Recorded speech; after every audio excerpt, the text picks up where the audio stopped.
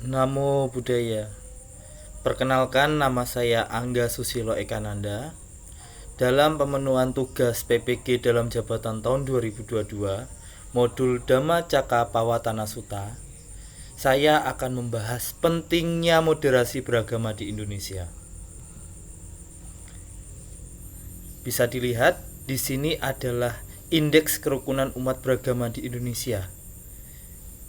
Indeks ini mengukur kerukunan umat beragama di Indonesia tahun 2021, bersumber dari Kemenak Republik Indonesia.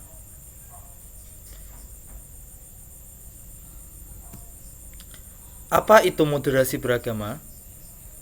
Moderasi beragama dalam Kamus Inggris Indonesia and English Indonesian Dictionary berasal dari bahasa Inggris moderation, yang memiliki arti sikap sedang. Sikap tidak berlebih-lebihan. Sedang menurut Kamus Bahasa Besar Indonesia, kata moderasi memiliki dua pengertian, yakni yang pertama, pengurangan kekerasan, dan kedua, penghindaran keekstriman. Moderasi beragama adalah cara pandang dalam beragama secara moderat, yakni memahami dan mengamalkan ajaran agama dengan tidak ekstrim, baik ekstrim kanan maupun ekstrim kiri. Definisikan moderasi beragama sebagai sikap dan perilaku selalu mengambil posisi di tengah-tengah, selalu bertindak adil, berimbang, dan tidak ekstrim dalam praktik beragama. Moderasi beragama berbeda dengan moderasi agama. Agama tidak memerlukan moderasi, tetapi untuk memahami agama, cara beragama memerlukan moderasi. Jadi, agama itu adalah satu hal, sementara beragama itu lain hal. Terkadang kita sering menyamakan persepsi ini, padahal kedua tersebut adalah berbeda. Agama merupakan sesuatu yang benar, karena agama berasal dari Dhamma, yaitu ajaran agung para Buddha. Tantangan dalam moderasi beragama. Pertama, pentingnya moderasi beragama dan tantangannya. Mengapa kita harus moderat dalam beragama? Agama sebenarnya tidak perlu untuk melakukan moderasi, karena agama dengan sendirinya pastilah moderat, dalam artian tidak berlebihan, serta tidak ekstrim. Moderasi beragama diperlukan untuk kondisi Indonesia yang masyarakatnya agamis dan majemuk. Jadi, perlu disadari kita sebagai bangsa Indonesia beda dengan bangsa lain. Kemajemukan menjadi ciri khas bangsa ini dibandingkan bangsa lain. Nyaris tidak ada di dunia ini yang memiliki perbedaan ras, bahasa, dan budaya yang terlalu banyak, dari Sabang sampai Merauke, tetapi inilah ciri khas keindonesiaan. Tingkat keberagaman yang luar biasa. Adapun tantangan pertama moderasi beragama adalah terkait orang yang menganggap agamanya semakin eksklusif, sehingga memunculkan orang yang mudah menghakimi pihak lain. Lalu muncul beragama kok membangun konfrontatif dalam beragama, membangun permusuhan, ceramah mengandung caci makian, menebarkan permusuhan, menebarkan fitnah. Kedua, minimnya ilmu agama sudah melalui penafsiran sendiri. Tantangan kedua yakni muncul orang yang ilmu agamanya minim, tapi sudah melakukan penafsiran yang tidak bisa dipertanggungjawabkan, sehingga memunculkan kesimpulan yang keliru. Seperti orang yang merasa tahu tetapi sesungguhnya kurang memaknai makna yang disampaikan. Seperti Buddha itu vegetarian, agama Buddha itu vegetarian, tetapi tidak semua umat Buddha vegetarian. Ketiga, isi dari Pancasila mengandung nilai-nilai agama. Kemudian tantangan ketiga yakni munculnya fenomena orang beragama memiliki paham dan amalan yang secara langsung bertentangan dengan ikatan-ikatan kebangsaan yang merusak sendi kehidupan berbangsa dan negara. Orang dengan mudah di muka umum memberhalakan Pancasila yang dinilai mengandung unsur-unsur jahat, disebut togut. Misalnya, Togut itu semacam berhala yang harus dimusnahkan karena mengandung dampak buruk. Pancasila mengandung nilai-nilai agama. Selain itu, ada juga pihak yang menganggap hormat kepada bendera merah putih adalah menyekutukan Tuhan. Ketiga hal tersebut merupakan tantangan moderasi beragama di Indonesia. Moderasi beragama menjadi jalan tengah yang dibutuhkan untuk menyikapi sebuah perbedaan dalam keberagaman latar belakang masyarakat seperti Indonesia. Melalui moderasi beragama, masyarakat dari berbagai latar belakang diharapkan bersikap moderat, mengedepankan sikap toleransi, saling menghargai, dengan tetap meyakini kebenaran keyakinan masing-masing. Apa pandangan agama Buddha tentang moderasi beragama? Dalam agama Buddha, terdapat satu teladan luhur yang mengajarkan betapa pentingnya menghargai perbedaan. Peristiwa ini terjadi kala Buddha Gautama masih hidup. Saat itu, terdapatlah seorang bernama Upali datang menemui Sang Buddha dan memohon untuk diterima sebagai siswa. Namun, Sang Buddha tidak langsung begitu saja menerimanya, dan justru malah meminta satu syarat. Lalu apa syarat yang diminta Buddha? Karena Sang Buddha mengetahui bahwa Upali adalah pengikut keyakinan lain, dan selama ini ia menjadi pendukung utamanya, maka dengan bijak Sang Buddha meminta kepada Upali agar terus berbuat baik dan memberikan bantuan kepada keyakinan yang dulu ia ikuti, serta harus tetap menghormati gurunya yang dulu. Akhirnya, Upali pun menyetujui syarat yang diminta Sang Buddha dan berhasil diterima sebagai siswanya. Peristiwa ini terdapat pada kitab suci Tripitaka, tepatnya di bagian Upali Sutta. Khotbah yang pertama Buddha telah menerangkan tentang ajaran yang dinamai jalan tengah yang berada di antara ekstrem kanan dan ekstrem kiri. Oh para biku, dua hal yang ekstrem ini hendaklah jangan diikuti oleh orang yang telah berniat untuk menjadi pengembara atau samana. Apa yang dua itu? Yang satu adalah kehidupan yang mengejar kenikmatan keinderaan, suatu praktek kehidupan yang rendah, yang tidak berharga, yang menguntungkan, dan yang satu lagi adalah kehidupan yang mementingkan penyiksaan tubuh, yang membiarkan tubuh merasa sakit, suatu praktek kehidupan yang tidak berharga, yang tidak menguntungkan. Dengan jalan menghindari kedua ekstrim tersebut, Buddha telah mencapai jalan tengah yang dapat memberikan pandangan terang, mengetahui pengetahuan yang tinggi, ketentraman, pengetahuan khusus, penerangan sempurna, atau kesadaran nibbana. Jalan tengah atau Majjhima Patipada yang terdiri dari 8 faktor dan diklasifikasikan menjadi Panya Sila Samadhi, sebagaimana dibabarkan Sang Buddha dalam khotbahnya yang pertama dan diperingati sebagai Hari Raya Asada, adalah jalan lurus menuju kebahagiaan tertinggi, Nibbana. Penempuhan jalan ini mesti bermahkotakan cinta kasih dan welas asih sejati secara konsisten, sehingga hidup ini dapat menjadi berkah bagi diri sendiri, berkah bagi orang lain, dan berkah bagi semua makhluk di alam semesta. Jika didefinisikan, moderasi beragama sebagai sikap dan perilaku yang selalu mengambil posisi di tengah, bertindak adil, berimbang. Maka, umat Buddha dianjurkan untuk selalu mengembangkan Brahma Wihara atau sifat-sifat luhur, yaitu cinta kasih, metta, belas kasih, karuna, rasa simpati, mudita, dan keseimbangan batin, upeka. Sifat luhur yang terakhir atau UPK inilah yang harus dikembangkan.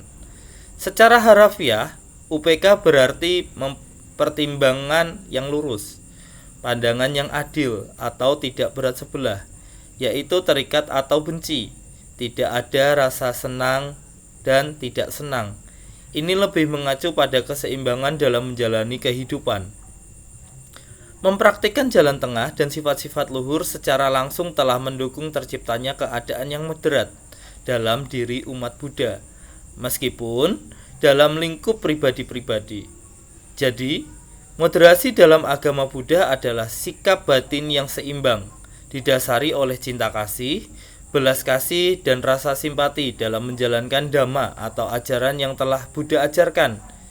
Dalam Anguttara Nikaya, Buddha bersabda, dhamma itu indah pada awalnya, indah pada pertengahannya, indah pada akhirnya. Apakah ada kasus tentang minimnya pemahaman moderasi beragama di Indonesia? Tentu saja, ya, ada. Sebuah kasus yang terjadi di Indonesia yang mencoreng makna penerapan dalam moderasi beragama adalah kasus intoleransi. Intoleran menurut Kamus Besar Bahasa Indonesia atau KBBI Online adalah arti kata intoleran dalam Kamus Besar Bahasa Indonesia atau KBBI adalah intoleran, tidak tenggang rasa, tidak toleran. Intoleran adalah kebalikan dari semua prinsip yang terdapat dalam toleransi. Ada setidaknya 3 komponen intoleransi. 1. Ketidakmampuan menahan diri, tidak suka kepada orang lain. 2.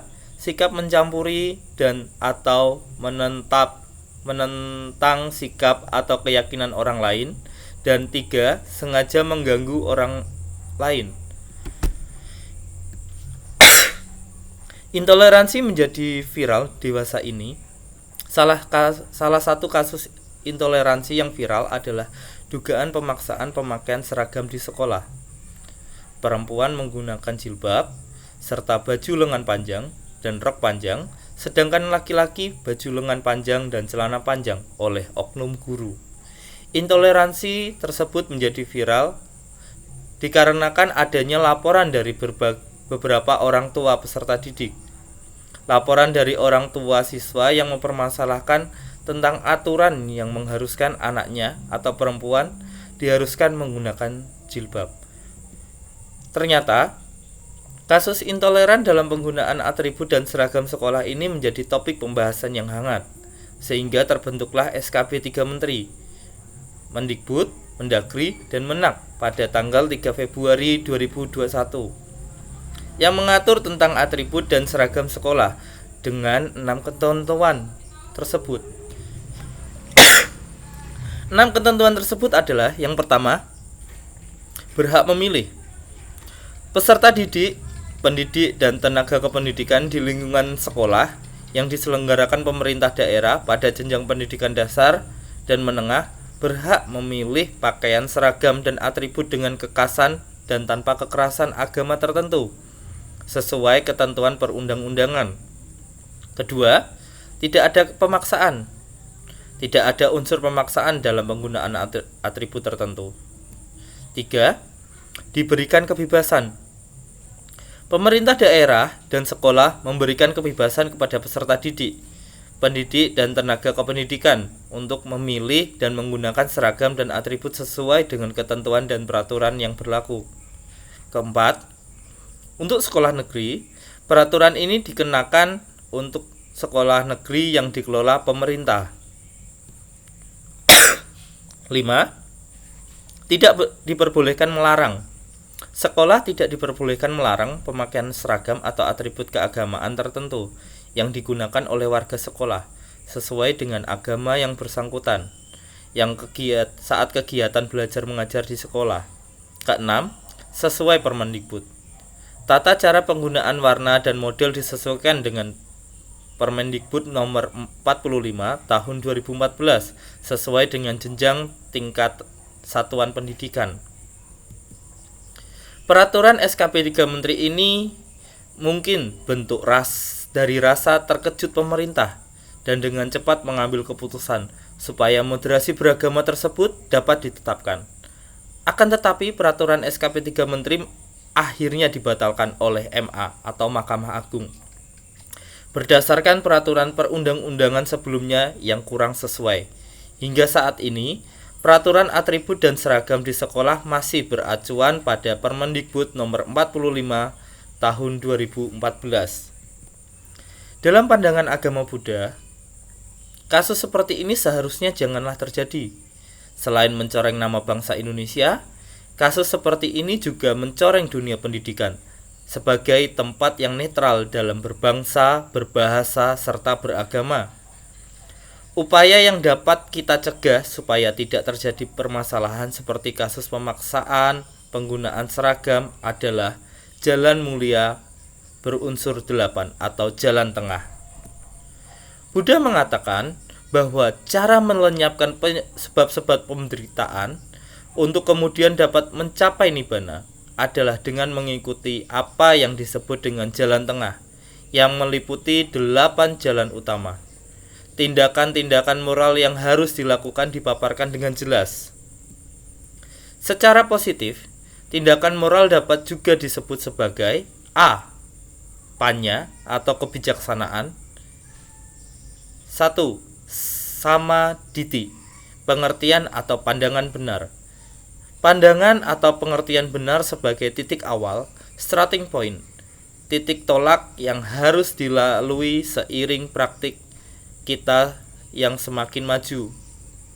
Menjalani sesuatu tanpa dilandasi pengertian benar akan membuat perjalanan praktik tidak tentu arah, bahkan dianggap sia-sia.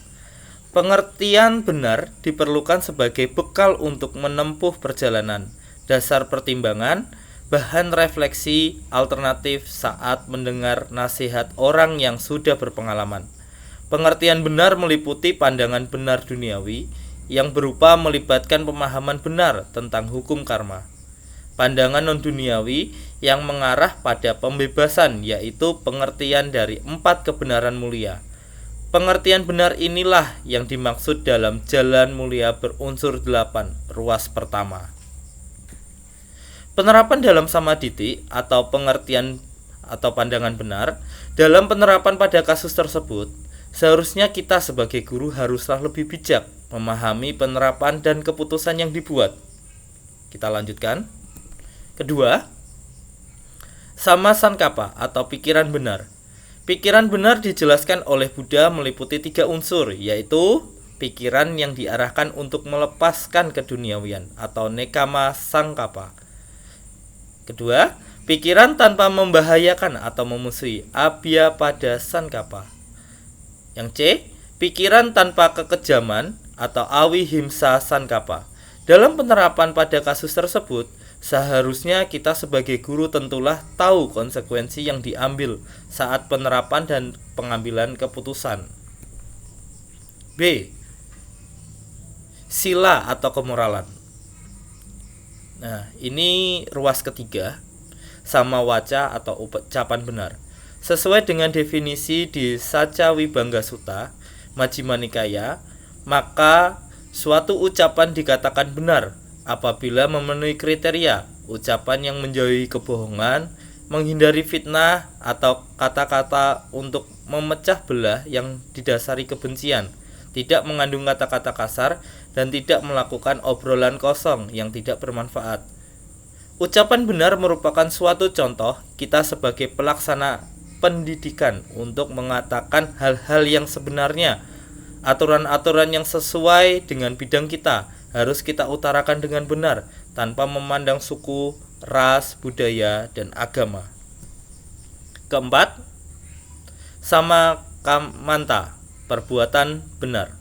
Perbuatan benar atau sama kamanta terdiri dari 2 kata, yaitu perbuatan atau tindakan kamanta dan benar atau sejati sama. Makna perbuatan di sini sangat jelas, yaitu melakukan sesuatu dengan badan jasmani.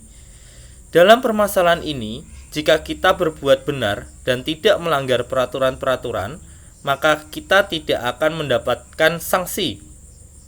Oknum guru dalam kasus tersebut harus sadar dengan perbuatannya, karena perbuatan yang dilakukan merusak moderasi beragama di Indonesia.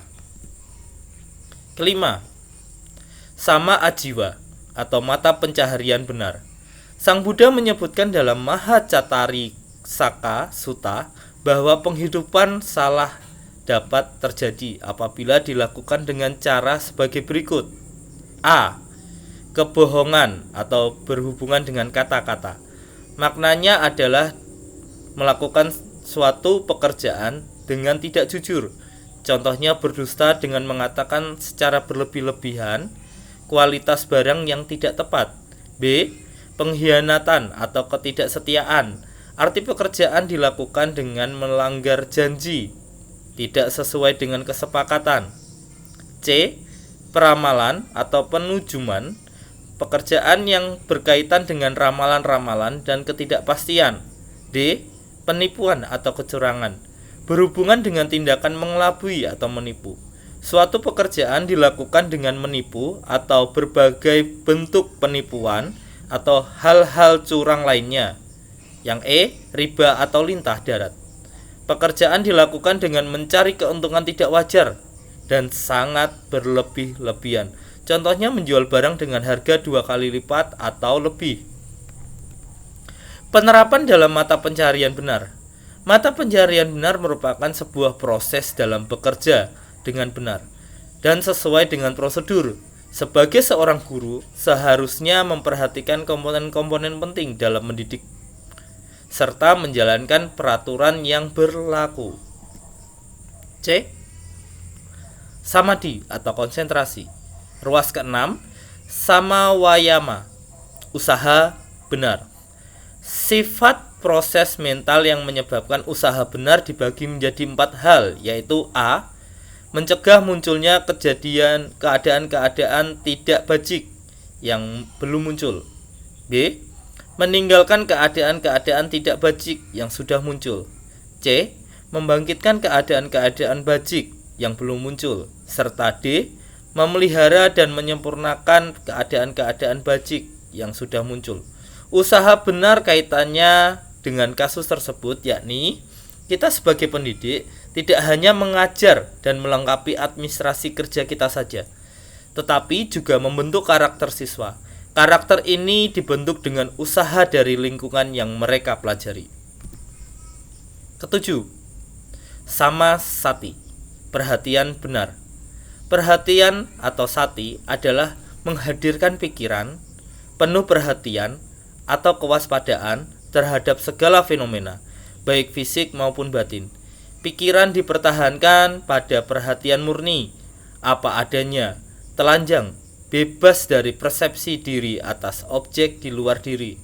Pada praktiknya, pikiran dilatih untuk tetap berada pada saat ini, terbuka, diam, siap siaga.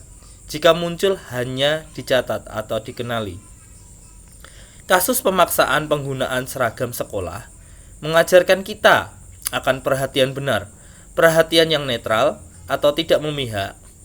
Indonesia merupakan bangsa dengan beragam budaya, ras, suku, bangsa, dan agama yang disatukan dalam Bhinneka Tunggal Ika.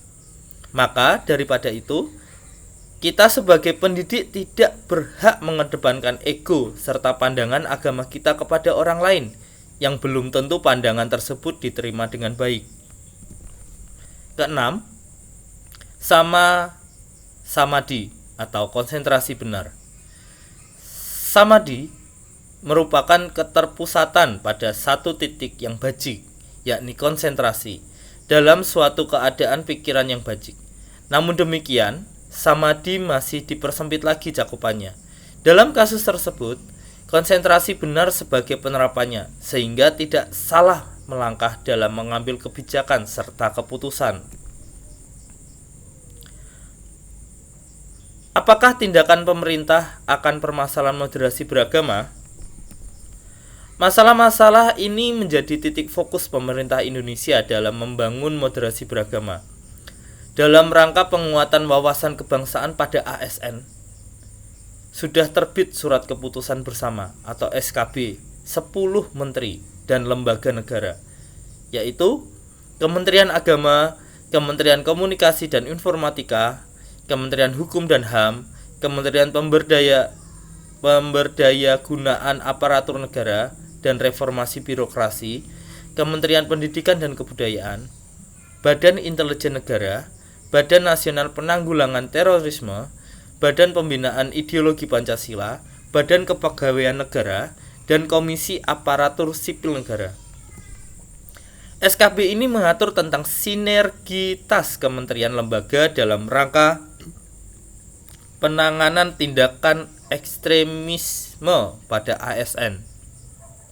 Berdasarkan SKB ini, dibentuk tim satuan tugas lintas kementerian lembaga yang bertugas menerima laporan, menindaklanjuti, dan memberikan rekomendasi penanganan kepada pimpinan kementerian lembaga terkait dengan tembusan ke Kemenpan RB, Kemendagri, BKN, dan Komisi ASN.